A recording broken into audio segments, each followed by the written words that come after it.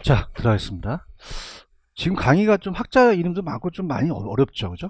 학자 많아서 입지론도 마찬가지인데요. 넘겨보세요. 일단 넘기셔서 일단은 175페이지로 한번 가보세요. 175페이지 또 학자 이름도 어마어마하게 또 많이 나올 텐데 175페이지로 가시면 입지론이라는 단어가 있나요?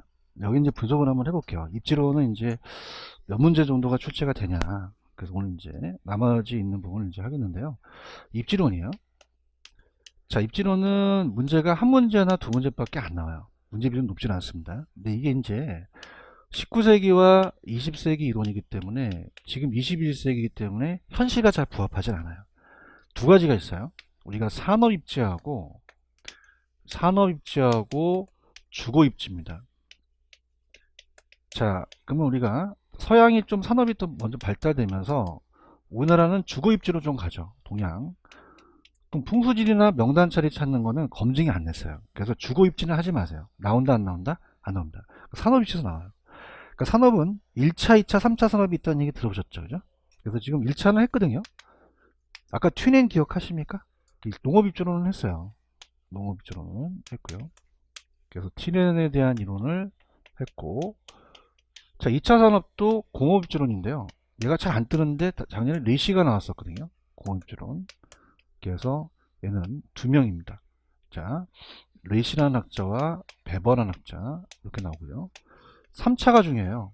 3차 산업으로 흐르니까 그래서 이제 상업입지론, 서비스업이 중요합니다. 서비스업.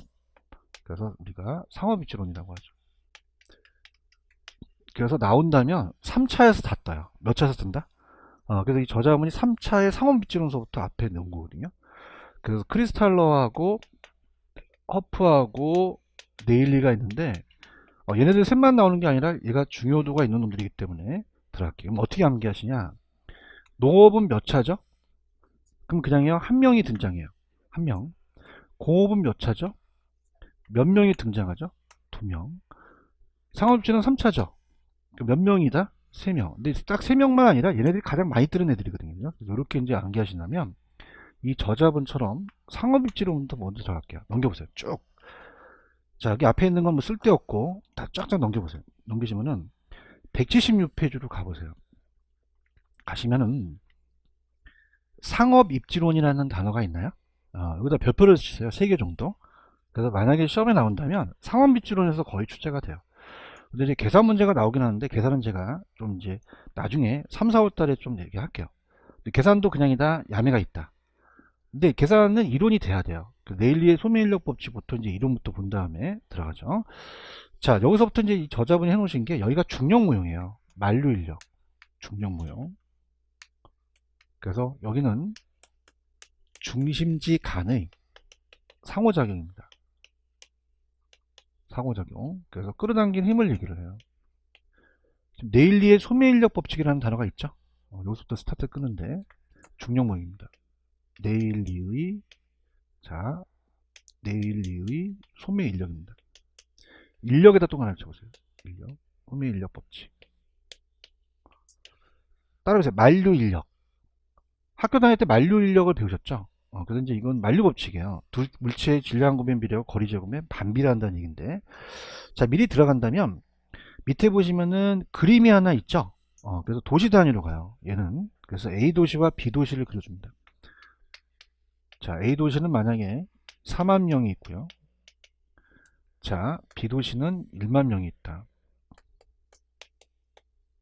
그래서 중간에 이제 C라는 마을이나 아니면 도시가 있어서 여기서 이제 100명이 있으면 여기 몇 명 가냐 몇 명 가냐 얘기를 하는 거예요. 그럼 킬로수는 1km 떨어져 있고 여기가 3km라면 여러분들 여기가 그냥요 인구가 많아요. 그럼 이쪽으로 많이 사람들이 가겠죠. 그런가요? 거리가 멀어야 돼요? 거리가 좀 가까워야 돼요? 100명 중에서 이쪽으로 쏠리는 유인력이 많다는 얘기예요.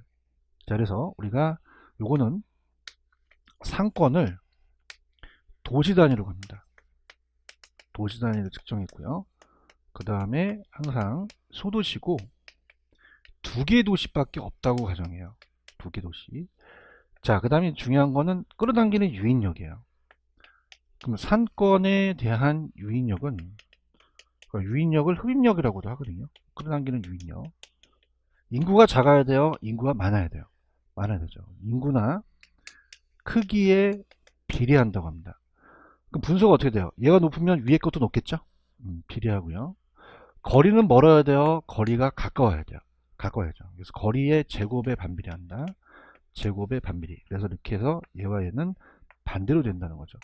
반비례다. 이렇게 보시고요.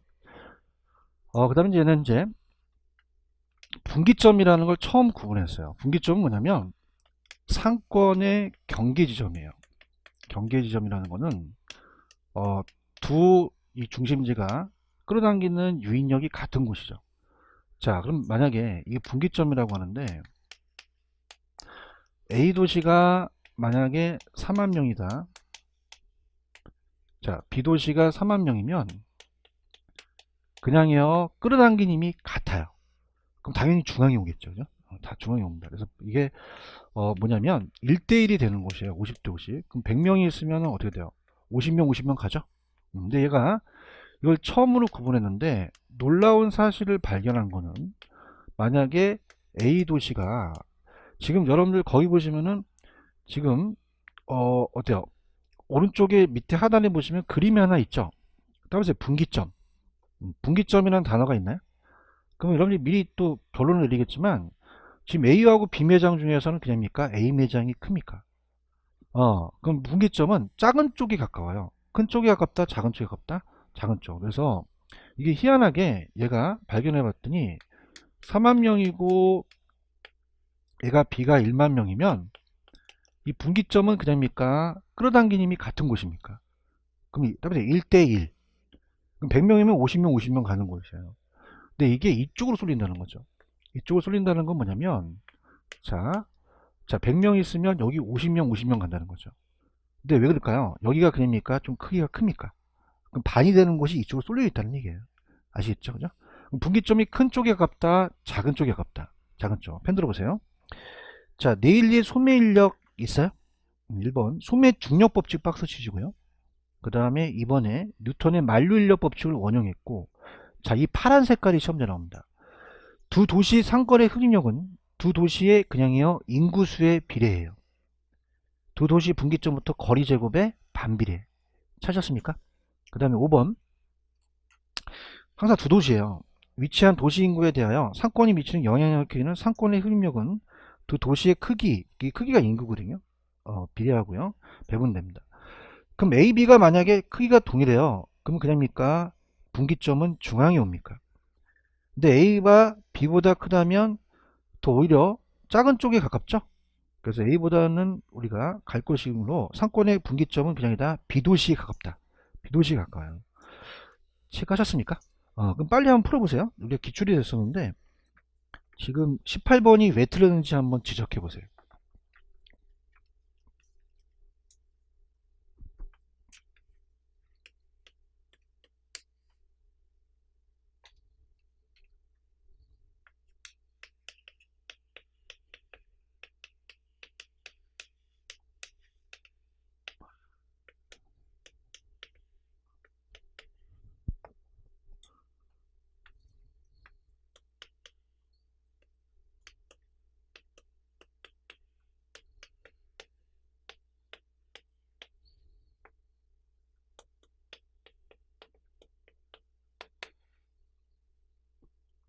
자, 들어갑니다. 지금 보니까 네일리의 소매 인력은 두 도시의 상권의 흡력은 인구의 비례, 거리 제곱의 반비례 바뀌었죠. 아시겠습니까? 이렇게 잡고요. 그 다음 이제 177페이지 가시면 컨버스의 분기점 모형이라는 단어가 있나요? 자, 얘는 이제 수종 소매 인력이라는 거는 이론만 먼저 가셔야 되는데, 자, 아까 이 네일리는 그냥요, 그냥 처음으로 구분을 했어요. 구분을 했지 여기까지 거리는 안 쟀어요. 근데 컨버스는 공식을 만듭니다. 뭘 만든다? 그럼 공식을 만들었다는 거는 그녀입니까? 여기까지의 거리를 잰 겁니까? 잰 거죠. 맞아요. 그래서 전체 거리 1 플러스 B가 올라가고 A가 내려가는데 이건 아직 보지 마세요. 나중에 암해가 있으니까. 그럼 컨버스는 구분을 했어요. 거리를 쟀어요. 자, 옛날 학교 다닐 때 컴파스 아시죠? 그냥이야 재는 거야. 그럼 컴파스나 컨버스나 비슷하죠? 이게 비슷하다고 해요. 그럼 얘는 구분을 했나요? 쟀나요? 재서 공식화 시킨 애예요. 그래서 지금 컨버스 있어요? 커머스의 분기점 모형은 네일리의 소매인력 법칙을 수정 보완해서 경쟁관계에 있는 두 점포의 영향력이 균등하다고 돼 있죠. 이건 뭐냐면 1대1이에요. 50대 50이라는 거죠. 그 상권의 분기점을 그냥 있나요? 구했나요? 구했다는 거는 밑에 공식을 만든 거죠. 아시겠습니까? 여기까지만 넘겨보세요.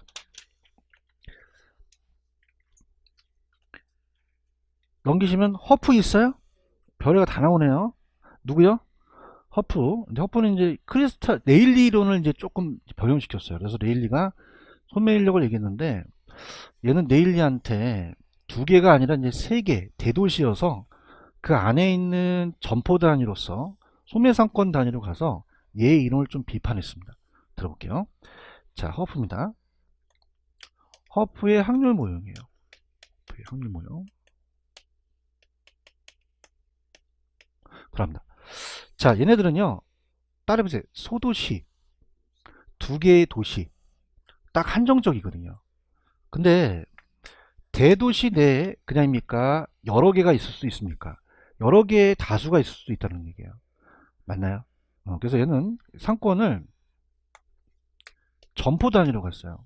상권을 점포 단위로 측정합니다. 그 다음에 이 점포가 하나만 있겠어요? 여러 개 있겠어요? 여러 개 있죠. 맞아요. 그래서 두 개만 있다는 거는 한계점이 있다라는 얘기예요. 그래서 만약에 여기서 100명이 있으면은 홈플러스가 있고 롯데마트가 있고 이마트가 있다는 거죠. 자, 그럼 거기까지 그냥이에요. 거리가 있어요. 거리가 있죠. 그래서 1km, 1km, 2km 떨어졌다는 거죠. 자, 그럼 얘는 약간 틀려요. 그 상권에 대한 흡입력은, 상권에 대한 유인력은, 자, 얘는 도시 단위로 갔나요? 점포 단위로 갔나요? 그럼 점포에 매장이 있겠죠. 그래서 매장 면적으로 봐요. 매장 면적이 작은 게 좋아요? 매장 면적이 큰 게 좋아요? 큰 게 유인력을 많이 끌어당기죠. 그다음에 얘가 중요한 게 이거예요. 노란 색깔. 거리에, 아까 쟤는 제곱이었잖아요. 근데 얘가 비판한 게 뭐냐면, 자, 지금 여러분들 보셨을 때 계산을 안 틀어도 그냥입니까? 여기에 인구가 많습니까? 거리도 가깝죠. 100명 중에서 인류 쏠리는 인원이 많을 거라는 거죠. 근데 허프는 여기에 산이 있을 수도 있어요. 그죠? 강이 있을 수도 있어요. 건너가기가 쉬워요, 어려워요? 자연적 장애인을 비판했다는 거죠. 그죠? 그래서 따라서 마차의 계수. 그럼 제곱이 아니라는 거죠. 그러니까 제곱은 평지를 얘기를 해요. 평지. 물리적 거리죠. 근데 평지에요, 산이 있을 수도 있어요. 강이 있기 때문에 이건 안 맞는다는 얘기예요. 그래서 따라서 마차의 계수. 근데 제곱이 아니라 마차의 계수 승으로 갑니다. 이 마차의 계수라는 자체는, 자, 시간적 거리로서 저러한 장애운이 있으면 이게 커져요. 커지면 좋아져요? 안 좋아져요? 이게 작을수록 좋은 거죠? 이해하셨습니까? 그 다음에 이제 얘는 확률 쪽으로 가는데, 자, 그냥 이렇게 할게요. 확률에 히읗 들어가죠. 허프에 히읗 들어가죠. 확률 나오면 누구 찍어? 그렇게 하죠. 지금 허프 있어요? 그럼 허프는 확률 모형입니다. 소매 지역 이론으로서 1번에 가시면은 중력 모형을 활용했어요, 레일리에. 그래서 매장의 매출액을 구했는데, 2번. 자, 제가 천천히 가볼게요. 레일리는 그냥입니까? 딱 두 도시밖에 없었습니까? 그런데 허프는 그냥이요, 다수의 점포예요. 다수의 중심 점포가 있죠. 소도시예요, 얘는 대도시예요. 구매 패턴에 확률 모형이 있어요? 그럼 3번. 얘는 확률 모형에 따라서 특정 점포를 갈 확률이에요. 점포의 면적은 작아야 돼요? 내 면적이 커야 돼요? 거리는 가까워야겠죠? 반비례고요. 주의하실 게 경쟁 점포 수가 적을수록 좋아요. 많으면 내가 끌어당기는 게 힘이 적죠? 그럼 점포의 수는 많아야 된다? 작아야 된다? 그래서 반비례예요. 보고 계셔요? 그래서 밑에 4번에 매장 면적이 비례하고 거리에 반비례한다. 그래서 이제 5번에 가시면은 허프는 확률 모형으로서 거기 상점의 시장 점유율을 간편하게 추산했다고 되어 있나요?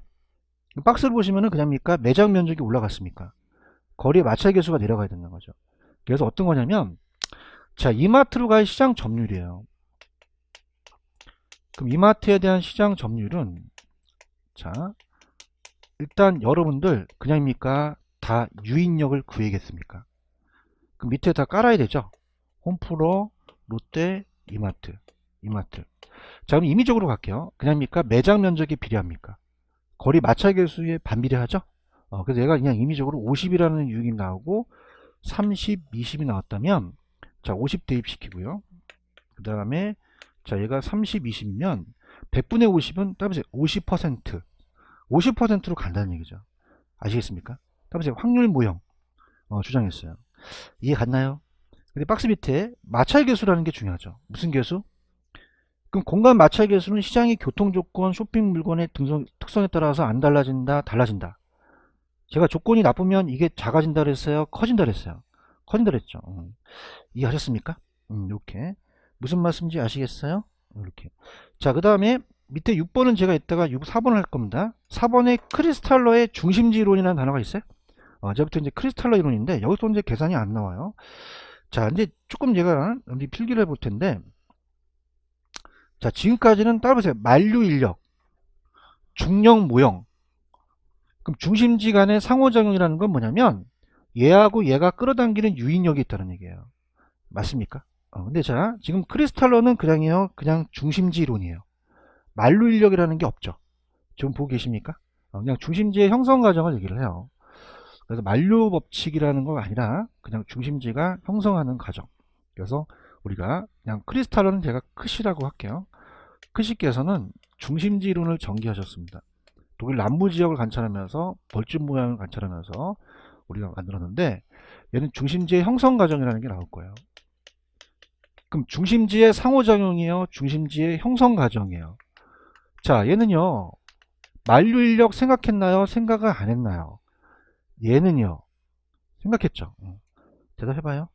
그럼 따라서 유인력, 이 상호작용이 유인력이거든요. 그러니까 이쪽으로 가느냐 이쪽으로 가느냐에 따라서 상호작용에 따라 틀려진다는 거예요. 아시겠습니까? 그럼 우리가 용어 정리로 가겠는데, 이 중심지라는 거와 배우지가 달라요. 들어보세요. 중심지는 자, 이렇게 해서 이제 상업지로서 점포가 있는 곳이에요. 우리가 시장이라고 합니다. 시장. 그래서 이렇게 점포가 있죠. 갑돌이가 슈퍼를 치렸어요. 그럼 여러분들 현상 유지를 안 해야 돼요? 현상 유지를 해야 돼요. 해야 되죠. 최소한 와줘야 할 최소 요구치를 따져보는 거죠. 이게 바로 정상인을 먹을 수 있는 그런 100명 정도 와줘야 된다는 거죠. 자, 근데 그냥입니까? 좀 100명 정도 와줘야 돼요? 더 와줘야 돼요. 더 와줘야지만 중심지가 성립되겠죠? 맞아요? 상권이라는 얘기 들어보셨나요? 그러니까 상권에 대한 그 범위가 재화의 도달 범위예요. 상권. 그러니까 상권을 배우지라고 하거든요. 고객이 존재하는 곳. 자, 이것을 상권이라고 그래요. 자, 여기까지 범위를 재화의 도달 범위라고 합니다. 재화의 도달 범위. 자, 재화의 도달 범위라는 건 뭐냐면 도달 범위라고도 하고 거리라고도 하거든요. 여러분들 짜장면 배달거리도 없어요? 배달거리도 있어요. 있죠. 있죠. 그래서 오늘 2시에 끝나갖고 저기 중국성에다 전화해서 명동에 탕수육 한 10그릇 하고요, 짜장면 50그릇 갖다 주세요. 어딘 일산 마둔데요? 그럼 죽이려고 하겠죠. 그죠? 맞습니까? 그러니까 이건 뭐냐면 이 소비자들이 통행하겠다는 최대 거리예요. 교통비를 하고. 우리가 여기 근처에 대형마트가 무슨 마트가 있어요? 이마트 있어요? 그럼 여기 이마트까지 가지 파주까지 가진 않잖아요. 그럼 그냥입니까? 범위가 있습니까? 범위가 있다는 거죠. 이해 갔나요? 그래서 얘는 수요가 제로인 곳이에요. 수요가 아예 없는 곳. 이걸 지나면 수요가 있기 때문에 수요가 1이라고 하면 안 됩니다. 그럼 얘가 중심지가 성립되려면, 자, 그냥 현상 유지만 해야 돼요? 돈을 벌어야 돼요? 벌어야 되죠. 그래서 어떻습니까? 이 재화의 도달 범위가 더 넓어야 된다는 얘기죠. 만약에 얘가 일로 끊기게 되면 그냥입니까? 100명을 못 채웁니까? 도산될 수도 있어요. 오케이?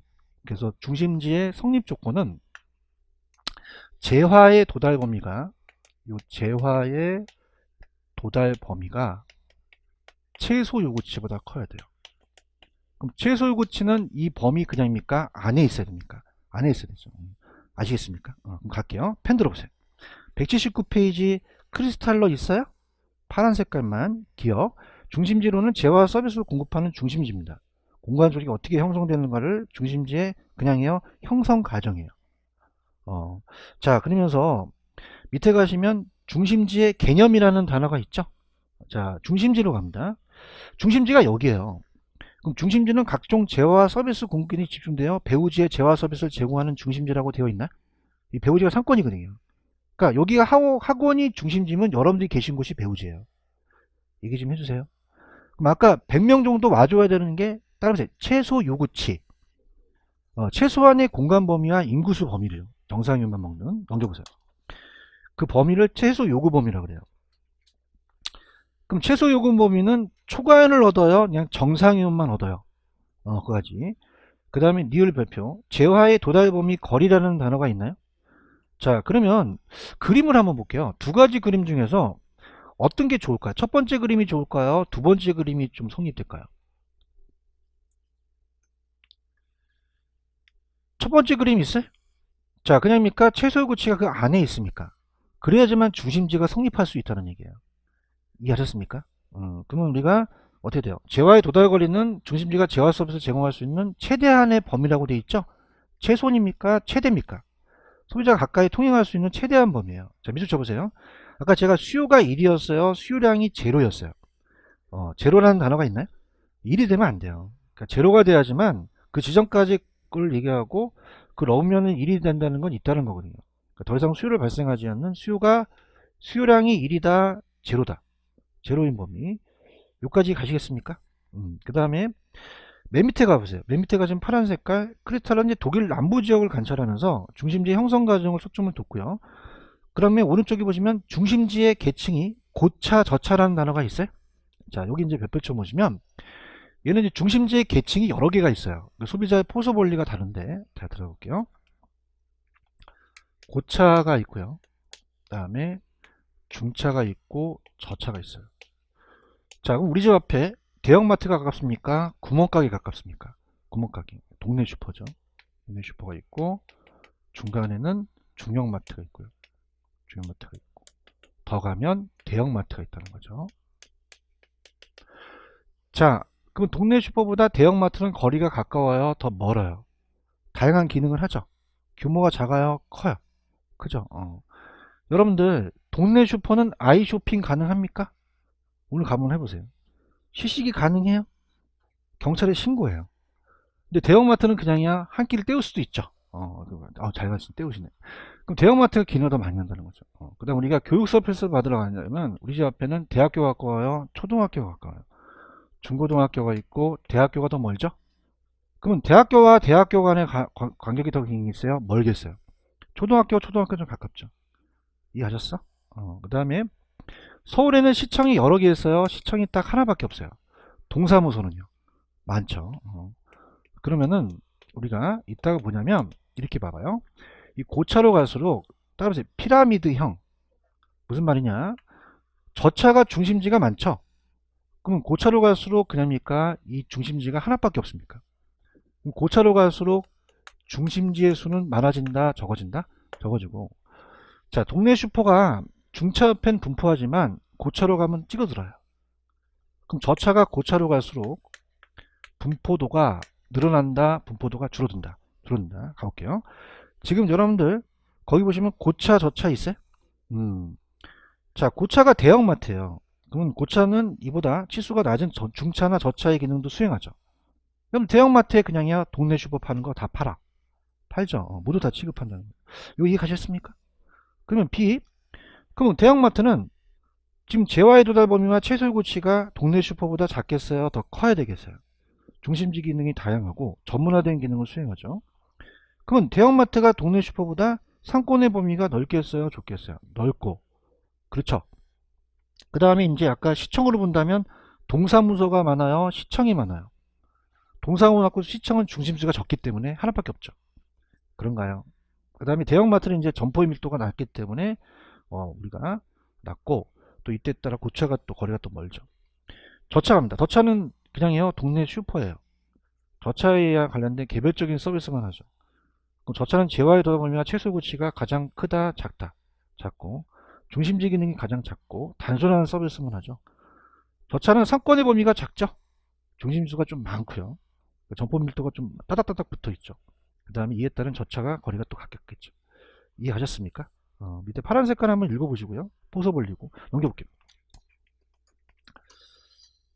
자, 넘기셔서 음, 그 예제 문제 하나 있나요? 요거 한번 풀어볼게요. 근데 이제 요거 이제 크리스탈러 이론은 요거 하나 풀어주는 게 아주 좋아요. 깔끔해요.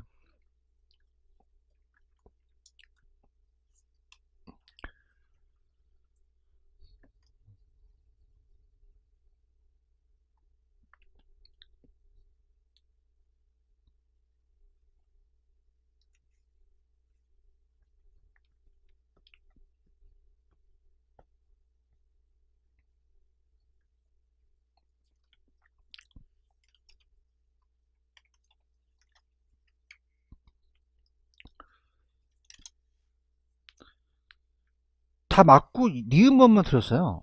아까 도달 범위가 이 수요가 0이 되는 지점이거든요. 이거 이해 가시겠죠, 그죠? 그래서 우리가 4번만 맞다 이렇게 해서 체크를 하시고요. 그 다음에 이제 아까 허프의 그 이론이 있거든요. 그래서 178페이지 잠깐 이제 제가 페이지를 적어 놓을 테니 넘겨보세요. 178페이지로 가시면은 거기에 맨 밑에 가시면 6번 있어요. 6번. 6번 이제 이 허프 이론이에요.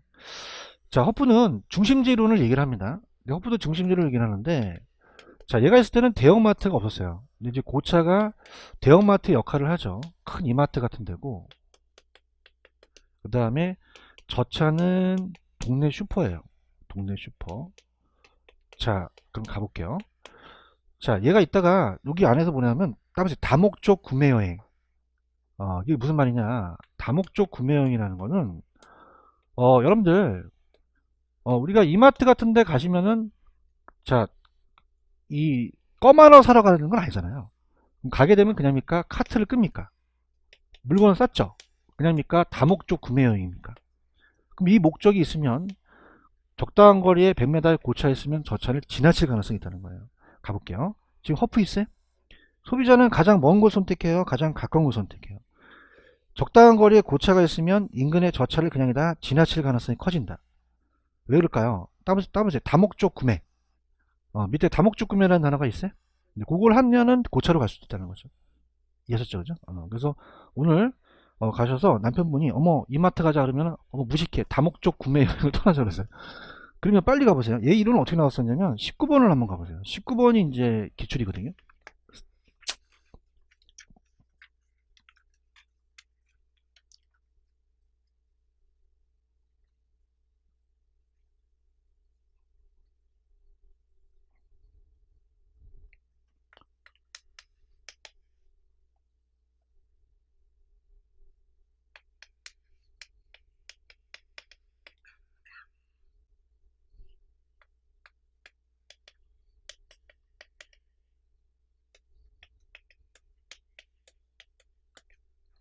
자, 가볼게요. 자, 허프의 중심지론. 소비자가 가장 가까운 선택한 거 맞죠? 근데 적당한 거리에 고차가 있으면 인근의 저차를 선택한다. 지나칠 가능성이 크다. 다목적 구매를 한다는 거죠. 아시겠죠? 이렇게 잡으시고요. 그 다음에 184페이지를 주소합니다. 184.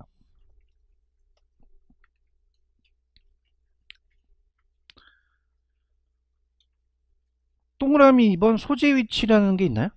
별표를 2개 정도 쳐놓으세요. 이거 굉장히 중요합니다. 우리가 앞에 이 저자도 앞에 그 전체적인 그 표에서도 이게 중요하다고 되는데 객관식이 아주 잘 나오는 문제예요. 그 소재 위치에 따라서 집심이라는 단어가 있어요. 집은 모인다는 거예요. 도심에 모일수록 유리해요. 백화점은 그냥 있어야 돼요. 도심에 있어야 돼요. 기금속점 이런 것들 체크하시고요. 그래서 집심은 도심에 있어야지만 유리한 점포예요. 백화점 있어요? 보석점 이제 기금속점이고 집재라는 것은 모이긴 모이는데 있을지야 같은 업종끼리 모여요. 그럼 그냥입니까? 동업종끼리 모입니까? 그럼 거기 보시면 밑에 가구점이라는 단어가 있나요? 가구점. 어디 가구점 모이는 데 많죠? 일산에. 그다음 공구상 같은 경우는 이제 공구만 파는 데고요. 그 다음에 산재성은 동일업종끼리 흩어져야 돼요. 그럼 모여 있어야 유리해요? 흩어져야 유리해요? 그럼 어떤 게 잘 나오냐면 밑에 세탁소 있어요? 잡화점이 있어요? 요거. 잡화점은 여러 물건을 팔기 때문에 흩어져야 돼요. 세탁소. 그럼 세탁소도 그냥입니까? 산재되어 있어야 돼요. 동종업종. 세탁소는 모여 있으면 싸우죠. 다리미 해지라고 있는데 옆집에서 순장 기업을 해요. 가만히 있어요. 다리미 갖고 와서 지져요. 지지고요. 이발소 있어요? 이발소는 머리 깎다가 뭐 갖고 나가요? 칼 갖고 나가서. 나도 미치나 보다 이제. 자, 이런 거 나오면 무슨 성이다? 산지성 찍으셔야 돼요. 살 수 있겠어요? 근데 국부적은 뭐냐면 국지적이에요. 그죠? 국지적으로 얘도 동유럽 쪽끼리 모이긴 모이는데 외곽이 모여요. 변두리에. 자, 농기구점은요, 농사 짓는 거예요. 그럼 어촌에 있어야 돼요? 농촌에 있어야 돼요? 농촌에 있어야 되죠. 그런가요? 그럼 얘는 동업종이지만 국부적으로 도심이 아니라 저기 외곽의 변두리 쪽으로 모인다는 거죠. 찾으셨습니까? 그러면 문제로 갑니다. 자, 여러분들 22번 스타트.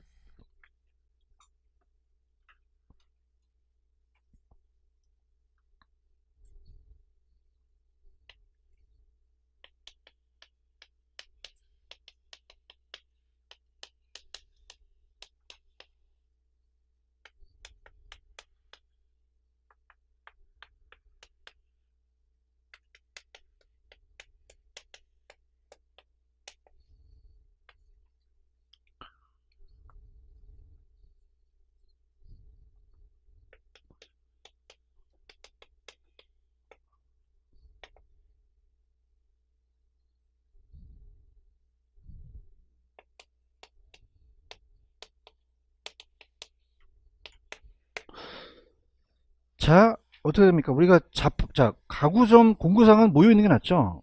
근데 자파점 세타성은 모여 있는 게 나아요? 분산하는 게 나아요? 그럼 앞에 있는 게 안 맞는 거죠. 그렇죠? 그 다음에 이제 185페이지 가십니다. 185페이지 가시면 구매 습관에 따른 점포라는 게 있죠. 요것도 별표를 쳐놓으세요. 자, 우리가 시험 문제는 편의품종은 생활 필수품이기 때문에 멀리 있어야 돼요? 좀 가까이 있어야 돼요? 접근성도 중요하고 저차에 있어야 됩니다. 그래서 산재성 점포가 나왔겠고요. 또 소비자의 구매 결정이 좀 신속하고 재화가격이 좀 낮죠. 근데 나온다면은 밑에 나중에 집에 가서 풀어보시면은 전문하고 선매를 바꿔내요. 이 선매가 이 선자가 따보세요. 고를선. 그러면 그냥이요 비교하면서 구매해요. 근데 전문품은 명품이에요. 구매에 의한 노력을 아끼지 않죠. 그래서 제가 체크할게요. 지금 선매품 있어요? 파란 색깔이 있어요? 어떻게 한 다음에 구매한대요? 비교한 다음에 구매 나오면 무슨 품? 선매. 그렇죠? 대부분 이제 집재고 뭐 가구나 이런 거 이렇게 되겠죠. 그래서 비교적 가격 수준은 비교적 가격 수준이 있고요. 그 다음에 이윤율이 좀 전문보다 낮겠죠. 자, 그 다음에 전문품의 파란 색깔을 보시면 구매 노력 비용 크게 구애받아요? 구애받지 않아요? 요거 나오면 선매다 전문이다. 명품 같은 거죠. 그래서 비에 가시면 비싸니까 가격수준이 높고 구매 결정이 신중하고 구매도 낮죠. 그래서 고차에는 많고요. 집심에 있고요. 고급 같은 게 이제 명품 같은 전문품이에요. 이윤율은 높겠죠. 찾으셨죠? 자, 그럼 넘길게요. 이제 공업 입지로 갑니다. 공업 입지는 이렇게 출제 빈도가 높지는 않아요. 그래서 페이지는 189페이지입니다. 간단하게 마무리할게요. 자, 188페이지 가시면은 공업 입지론이라는 단어가 있나요? 그럼 제가 칠판에 보시면 두 명이 중요하다고 말씀드렸죠? 그래서 두 명, 배부하고 레시. 그래서 공업 입지론은 그냥 간단해요. 자, 요것만 하고 이제 오늘 마치도록 하겠습니다. 공업 입지론입니다. 자, 공업 입지론은 몇 명? 두 명. 자, 우리가 공장을 만들려면 순수익을 창출하죠. 그럼 총수익이 그냥 해야 돼요? 많아야 돼요. 많아야 되고. 비용을 적게 해야겠죠? 핵심 포인트만 잡을게요. 자, 그럼 비용이론이라는 게 먼저 나왔어요. 그래서 최소 비용이론이라는 걸 주장해요. 최소 비용이론. 그럼 비용이 많이 들어가야 돼요? 비용이 적게 들어가야 돼요? 적게. 그래서 수송비를 제일 강조합니다. 무슨 비를 강조한다? 수송비. 수송비를 제일 강조해요. 그러니까 수송비가 제일 중요하다는 거죠. 그러니까 수송비를 제일 강조해서 수송비용이 높아야 돼요? 수송비가 낮아야 돼요? 낮아야 되죠. 그 다음에 이제 요즘은 노동비라고 하는데 또 인건비라고 나올 수도 있습니다. 이따가 인건비도 낮아야 되고, 그 다음에 왜 아파트형 공장 들어보셨나? 우리가 이쪽에 하시면 풍산 아파트형 공장이라고 들어보셨죠? 근데 지식사람 세트로 좀 바뀌거든요. 공장들이 그냥입니까? 함께 모여 있습니까? 그럼 서로 이익을 충출할 수 있죠. 그래서 이제 집적 이익이다 이렇게 그래요. 집적은 이익이에요. 그럼 이따가 자, 수송비와 인건비는 최대해야 돼요? 최소해야 돼요? 집적 이익은요? 최대가 돼야 되고요. 자, 이걸 이제 주장한 학자가 베버예요. 자, 베버는 공급 측면에서 얘기합니다. 자, 그럼 가볼게요. 자, 189페이지 가시면 베버 있어요? 제목이 뭐라고 돼 있죠? 최소 비용이론. 그러면 디귿번. 자, 공업입지의 결정이 고려하는 비용 항목은 수송비, 인건비, 노동비, 직접이익이라고 말씀드렸죠. 그 중에서 어떤 비가 제일 중요한가요? 수송비입니다. 원료와 제품을 가지고 가장 수송비를 따지는 거죠. 그럼 리을 수송 최소화해야 되고 노동비도 최소해야 되죠. 근데 직접이익은 어떻게 해야 돼요? 최대라고 되어 있어요? 그럼 프린트로 한번 가보세요. 프린트로 가시면 20번 문제를 한번 풀어보죠.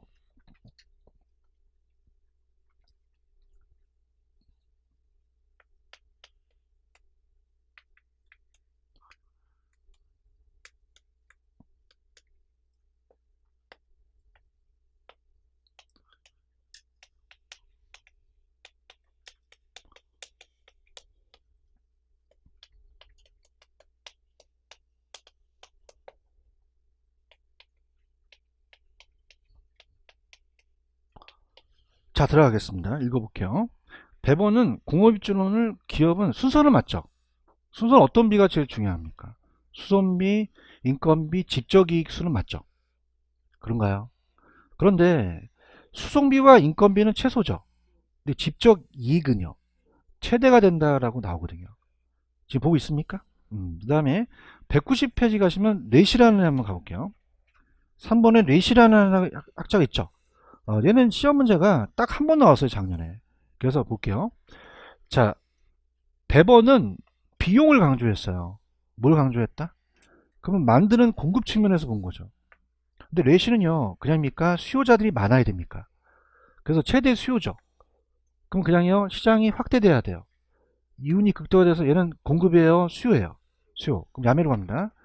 자, 비용 나오면 그냥요, 배버예요. 비업 들어가니까.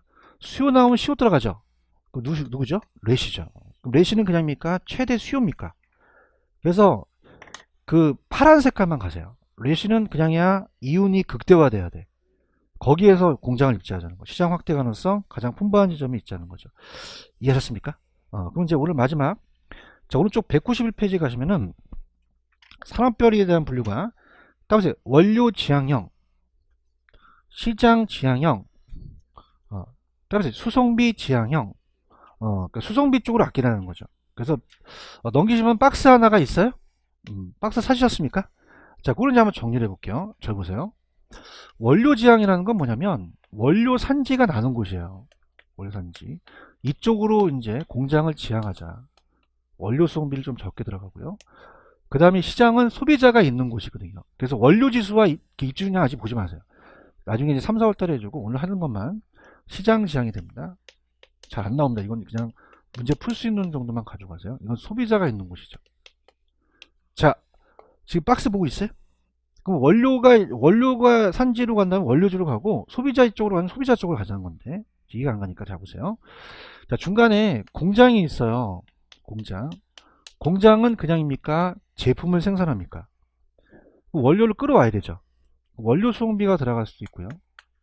수송비가 들어갈 수 있고 그 다음에 제품 수송비가 들어갈 수도 있어요. 자, 그러면서 아마 여기는 지금 내용이 없기 때문에 전 페이지 한번 가보세요. 우리가 이 저자분이 전 페이지로 가시면은 그 191페이지에 양가로 4번 동그라미 1번에 리을해 보시면 뭐 시멘트라는 단어가 있어요. 요거만 시멘트는 석회석 같은 게 들어가죠. 요게 그 지역만 나는 편제 원료예요. 광물자원 같은 거 보고 계셔요? 그 다음에 자 밑에 가시면은 그 2번에 시장지향형 입지 가시면 리을해 보시면 청량음료라는 단어에 보편원료라는 단어가 있어요. 따라서 보편원료 물과 공기거든요. 그런가요? 그럼 자 볼게요. 편제라는 것은 그 지역만 편제돼서 그 지역만 나는 자원이에요. 그럼 편제 원료라는 자체는 자 시장지에 있어야 돼요? 원료산지에 있어야 돼요? 원료산지에 있는 게 낫죠. 대답해 주세요. 근데 이 소비자가 있는 곳도 그냥입니까? 물과 공기는 있습니까? 보편이죠. 그러니까 보편 원료는 물과 공기는 여기가 낫다는 거죠. 보편 원료. 무슨 말씀인지 아시겠어요? 그럼 좀 더 구체적으로 가볼게요. 여러분들 장수 돌침대 아세요? 별이 몇 개? 그럼 어떻게 그런 거 잘 알아. 5개. 그럼 장수 돌침대는 침대가 무거워요? 돌이 무거워요? 돌이 원료 산지 있어야 되죠.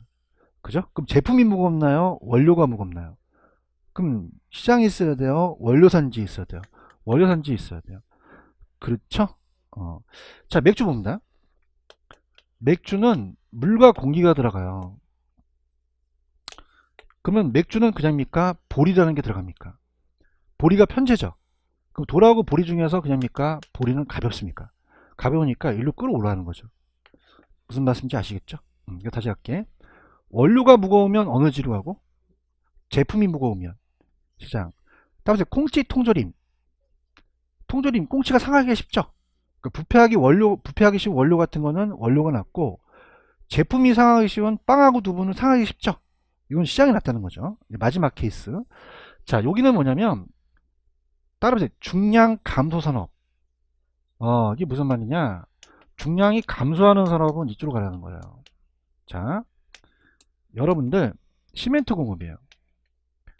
시멘트에는 그냥입니까? 석회석이 들어갑니까? 석회석이 무겁죠, 그죠? 석회석. 그럼 석회석이 원료예요. 한 1000kg 무거워요. 그 원료고, 시멘트가 제품이면 그냥요 원료 무게가 무거워요. 자, 일로 가면서 중량이 증가합니까? 점점 중량이 감소합니까? 감소하면 원료 지향으로 가자는 거예요. 이해 가셨어요? 그 다음에 보세요. 이 맥주를 만들려면 그냥입니까? 공병이 필요합니까? 필요하죠. 대답 좀 해주세요. 공병 필요하죠? 공병. 공병은 들어갔어요? 아무것도 안 들어가 있어요. 가볍다는 거죠. 원료가. 공병은 원료가 가벼워요.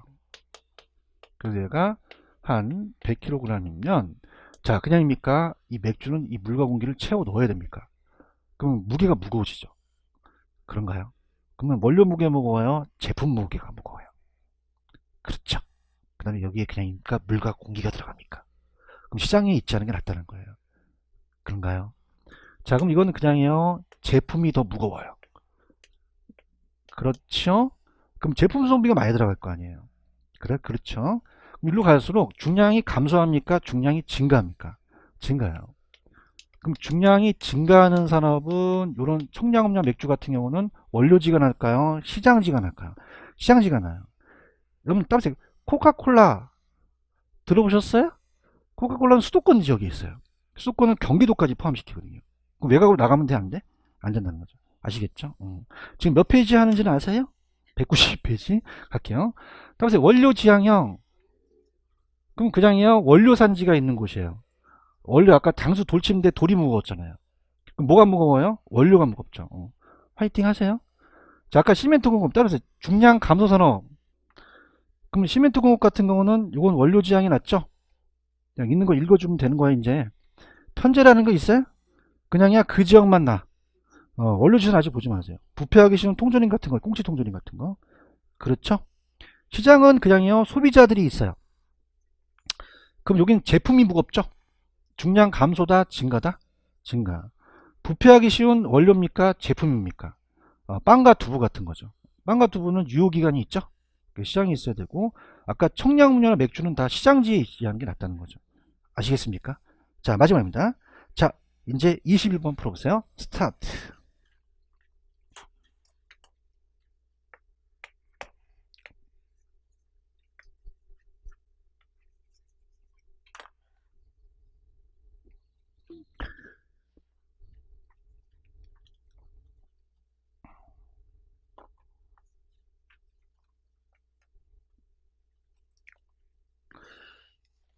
자, 도와드려 볼게요. 자, 아까 따라서 시멘트 공업. 시멘트 공업은 중량이 감소하는 게 원료가 맞죠? 근데 이런 석회석 같은 거는 어디에 있어야 돼요? 국지가 낮다는 거죠. 그럼 보편이 맞겠어요? 국지가 맞겠어요? 국지 편제 원료가 맞다는 거죠. 마지막 화이팅 합시다. 원료는 그 원료 산지에 가잖아요. 그럼 보편 원료가 맞나요? 국지 편제가 맞나요? 편제고 중량 감소 원료니까 보편보다는 국지 원료가 낫겠죠. 이해하셨죠? 여기까지 하시면 됩니다. 자, 혹시 프린트 안 푼 문제는 더 없죠? 여기까지. 다 푸셨어요? 몇 번 안 풀었어요? 23번 안 풀었어요? 풀어줄게요. 23번. 풀어보세요. 한번 23번. 너무 시간이 지나가서 23번 한번 어떻게 생각하십니까? 야, 이 문제를 바로바로 풀었어야 돼요. 그죠? 그 후회가 돼요. 쳐다보지 마시고 풀어보세요. 뭐가 들었을까, 이 수업문이? 머리가 가부화돼 있기 때문에 제가 그냥 갈게요. 자, 봐봐. 공표된 것이라는 단어가 있나요? 이건 과거와 현재까지예요. 그 다음에 그렇지 않은 것이라는 건 미래까지죠. 여러분들, 그냥입니까? 다 반영됐습니까? 그럼 어느 시장입니까? 강성이라는 얘기죠. 화이팅 하십시오. 중강성이 맞다, 강성이 맞다, 강성. 여기까지 할게요. 여기까지만 하겠습니다. 자, 여러분들 수고하셨습니다. 감사합니다.